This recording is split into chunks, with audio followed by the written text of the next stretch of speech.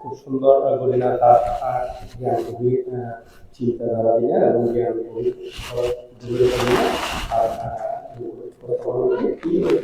আরো সে ধরনের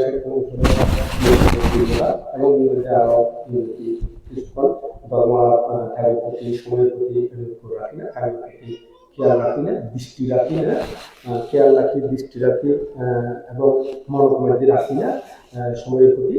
আর যদি দ্বিতীয় বড় ভান্তে বিশ্ব শান্তি বৌদ্ধ ধ্যান কেন্দ্র, বিশ্ব শান্তি বৌদ্ধ ধ্যান কেন্দ্র সুযোগ্য আর ব্যাকুল বড় ভান্ত নদীর দ্বিতীয় বড় ভান্তে পরম শ্রদ্ধেয় বড় ভান্ত মহোদয়ের ধর্মকাঠামোয় বিশেষভাবে প্রার্থনা নিবেদন করে।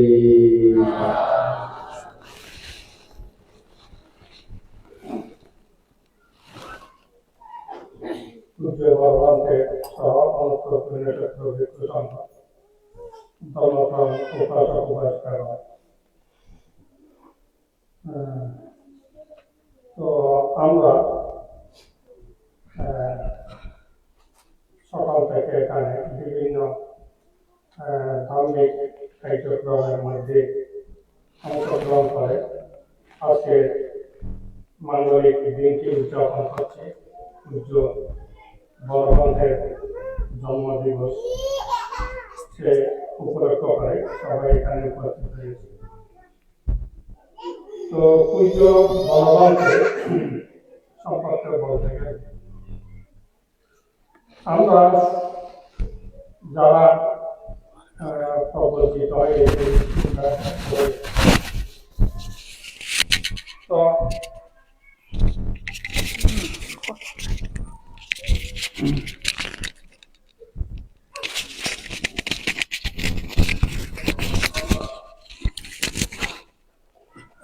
যারা বিজ্ঞ হয়েছে, দীক্ষিত হওয়ার সময় যদিও বা আমরা সবাই একটাই বাক্য বলে দীক্ষিত হয়ে থাকি, সাব্বা দুঃখা নিঃসারানাং নিব্বানা, নির্বাণ সাক্ষাতের জন্য আমার এই প্রবজ্য গ্রহণ, এটা বলেই আমরা প্রবজ্য গ্রহণ করে থাকি।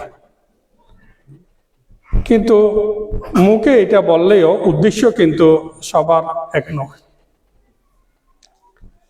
মুখ্যত দুটো উদ্দেশ্য এখানে আমরা দেখি। কেউ কেউ প্রবজ্জিত হন জীবনের জন্য, কেউ কেউ প্রবজ্জিত হন জীবিকার জন্য। কেউ কেউ প্রবজ্জিত হন জীবিকার জন্য, কেউ কেউ প্রবজ্জিত হন জীবনের জন্য। তো পূজ্য বনবান্তে জীবন যদি আমরা দেখি, তিনি জীবিকার জন্য প্রবজ্জিত হন। জীবিকার জন্য তিনি বুদ্ধ শাসনে আসেন, তিনি এসেছিলেন জীবনের জন্য। তো যারা জীবনের জন্য প্রবজ্জিত হন তারা ধন্য হন, তারা দেব নর সকলের বন্দিত হন, নন্দিত হন। তো ভারতীয় আধ্যাত্মিকতা দুই শ্রেণীতে বিভক্ত। একটা হচ্ছে সামান্য আধ্যাত্মিকতা, আর একটা হচ্ছে ব্রাহ্মণ্য আধ্যাত্মিকতা। এটা একদম প্রাচীন কাল থেকে চলে আসছে।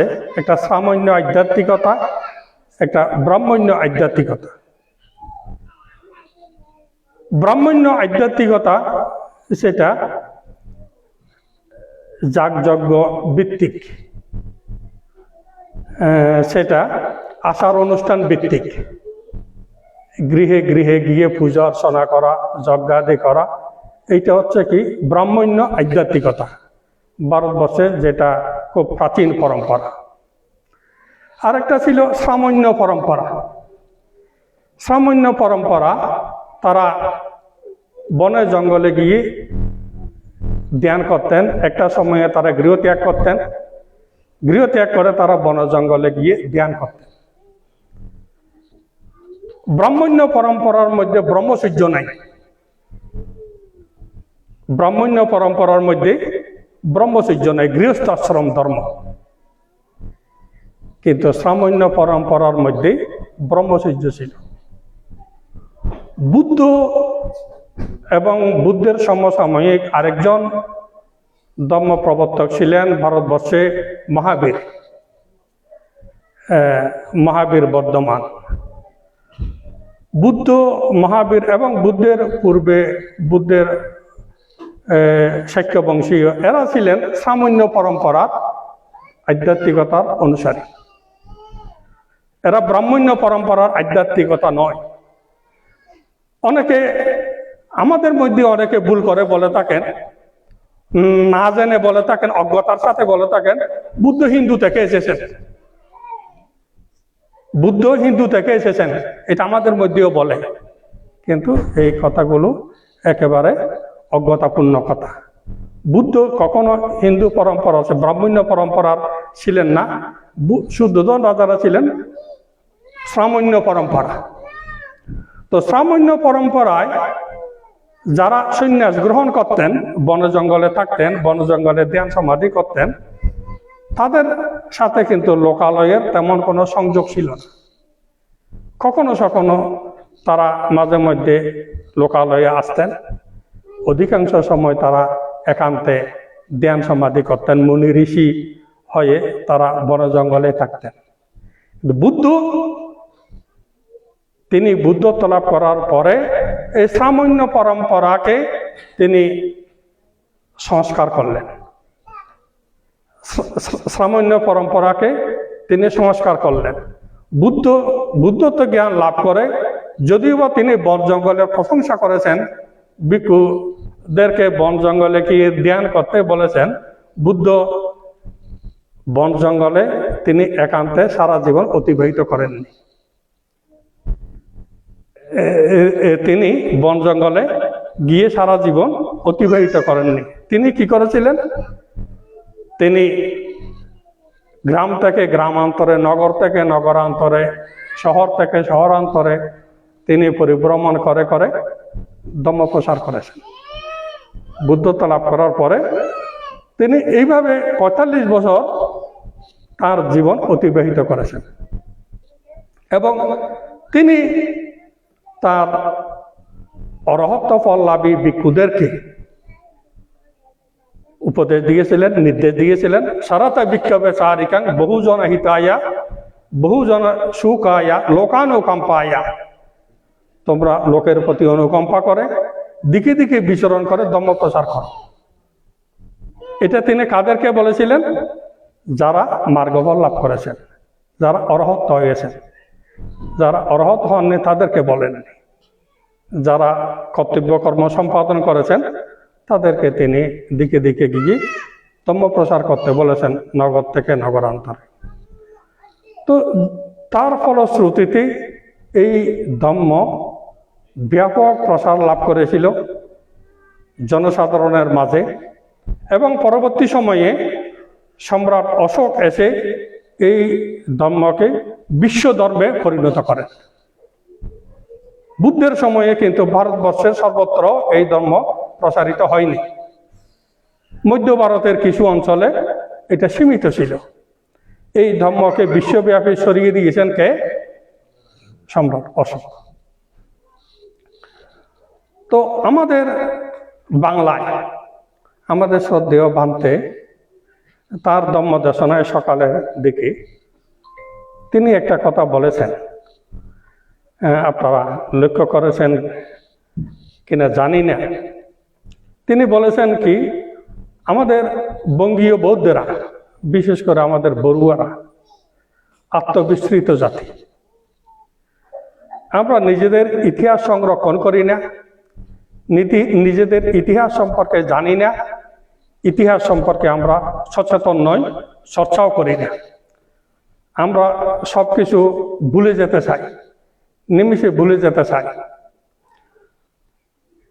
বাবা সাহেব ডক্টর আম্বেদকর ভারতে তিনি বই লিখেছেন এই সম্পর্কে। তিনি বলেছেন, যে জাতি নিজেদের ইতিহাস সংরক্ষণ করে না, যে জাতি নিজেদের ইতিহাস সচেতন নয়, যেই জাতি নিজেদের ইতিহাস চর্চা করে না, সেই জাতি কখনো ইতিহাস রচনা করতে পারে না। সেই জাতি কখনো নিজেদের ইতিহাস রচনা করতে পারে না। আমরা হচ্ছি সেই রকম।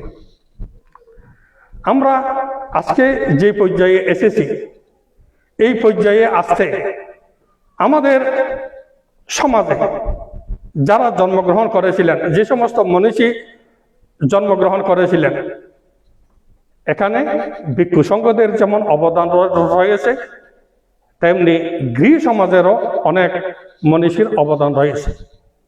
আজকে আমরা এতটুকু আসার পেছনে তাদের অনেক ত্যাগ। যেমন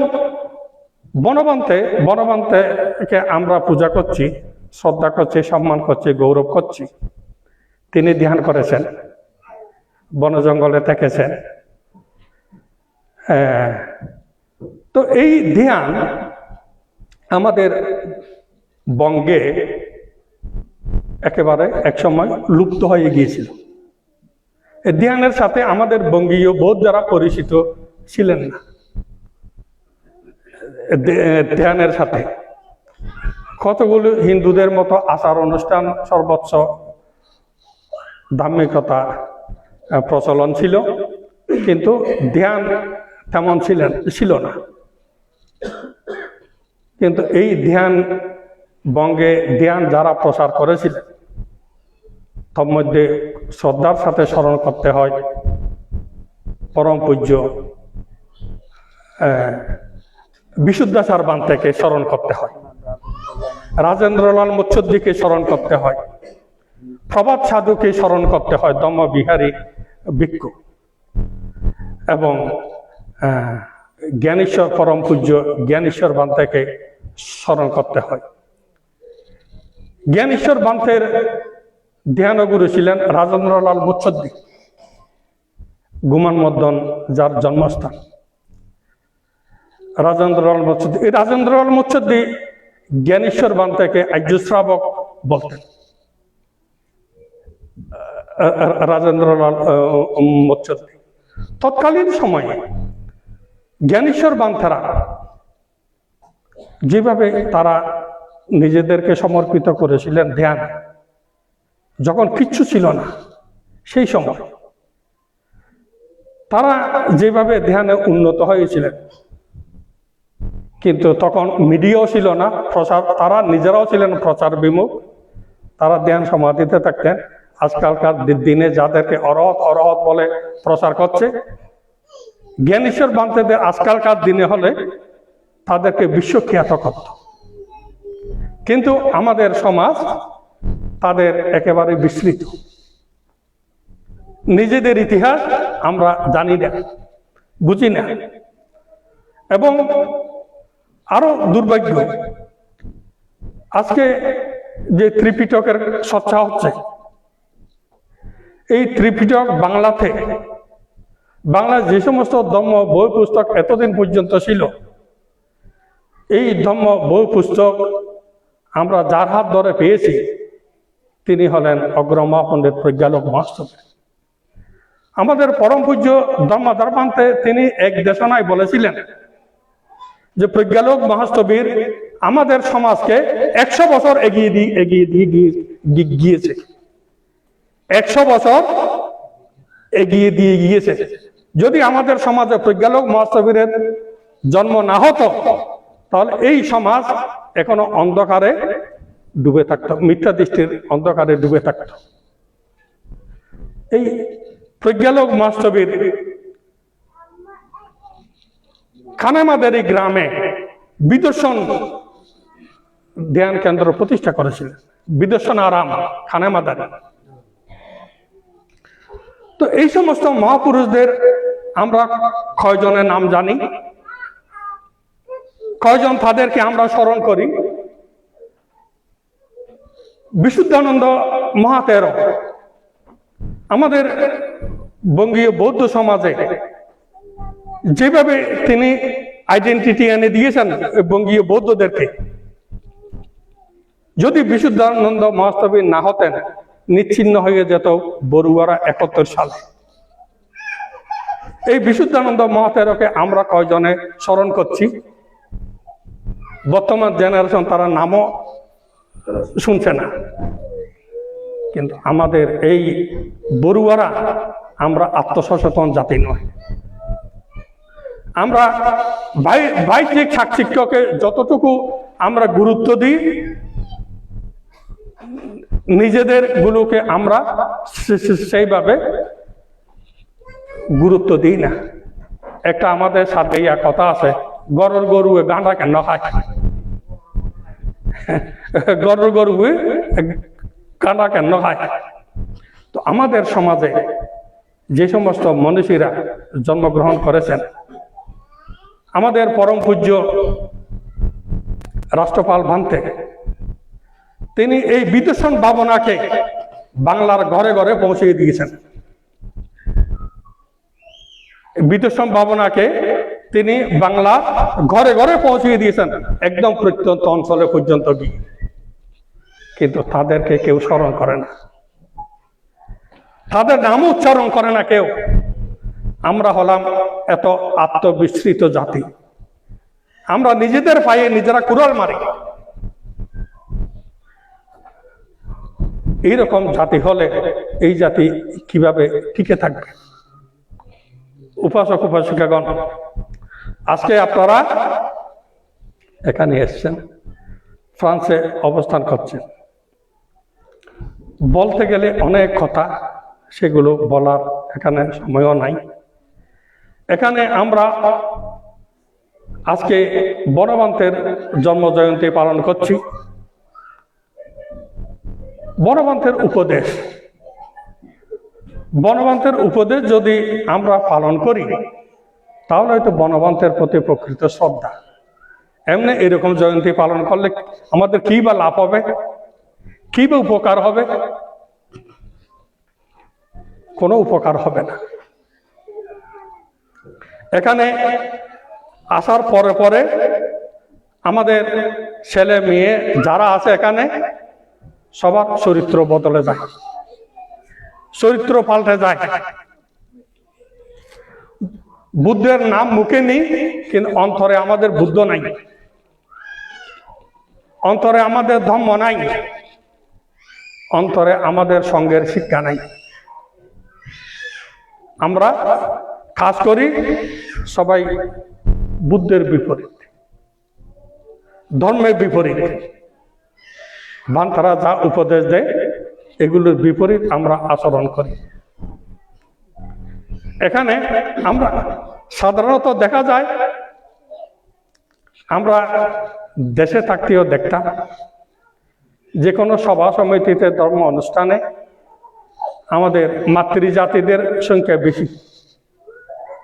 ধর্ম অনুষ্ঠানে মাতৃজাতিদের সংখ্যা বেশি পুরুষের থেকে, পুরুষেরা কম উপস্থিত হয়, মাতৃজাতিরা বেশি। তারাই বেশি নিষ্ঠার সাথে ধর্ম শোনে এবং ধর্ম অনুষ্ঠানে উপস্থিত হয়। যে কোনো পুণ্যকর্মে তাদের উপস্থিতিটা বেশি দেখা যায়। কিন্তু এখানে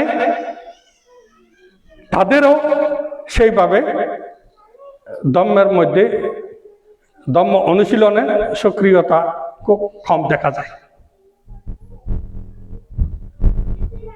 একজন পুরুষ যদি বিপদগামী হয়, যদি একজন নারী যদি সৎ হয়, ধার্মিক হয়, তাহলে একজন পুরুষকে একটা নারী সৎ পথে আনার জন্য যথেষ্ট। একজন মাতৃসমা স্ত্রী বলেছেন বুদ্ধ, বগ্নি সমা স্ত্রী বলেছেন বুদ্ধ, আর্য সমা স্ত্রী বলেছেন বুদ্ধ।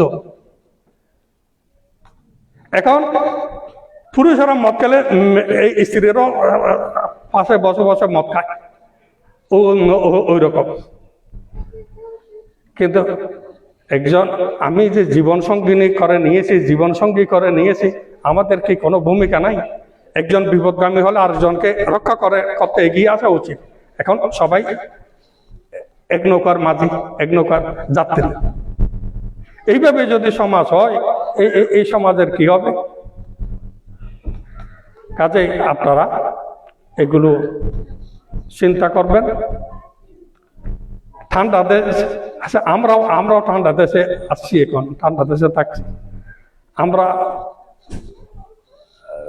যে মদ খাচ্ছি না, আমাদের জীবন চলছে না। এখানে ঠান্ডা দেশে থাকলে নাকি মদ খেতে হয়, অজুহাত দেয়। তো যদি সেইভাবে হয়, যদি বুদ্ধের কোনো নীতি যদি আমরা অনুশীলন না করি, তাহলে এগুলি করার লাভ কি? এগুলো তো কেবল লোক দেখান। সত্যিকার ভাবে আমরা যদি বুদ্ধকে শ্রদ্ধা করি, এই বান্তেদের উপদেশ গুলোকে যদি শ্রদ্ধা করি, ধর্মকে যদি শ্রদ্ধা করি, আমাদের জীবন দর্শন এগুলো পরিবর্তন করা দরকার। এগুলো আমাদের নিজেদের জীবন দর্শন পরিবর্তন করা দরকার। সাথে আমরা যদি পরিবর্তন করি, আমাদের ছেলে মেয়েরা সেইভাবে গড়ে উঠবে, একটা সুন্দর সমাজ হবে। না হলে এই বিশৃঙ্খল সমাজ।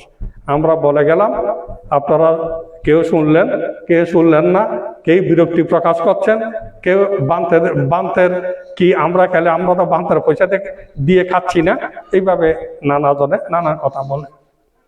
কাজেই আপনারা সেই দিক থেকে গভীরভাবে চিন্তা করবেন এবং সকলের মঙ্গল হোক, সকলের কল্যাণ হোক, এই কামনা করে আমার সংক্ষিপ্ত কথা শেষ করলাম।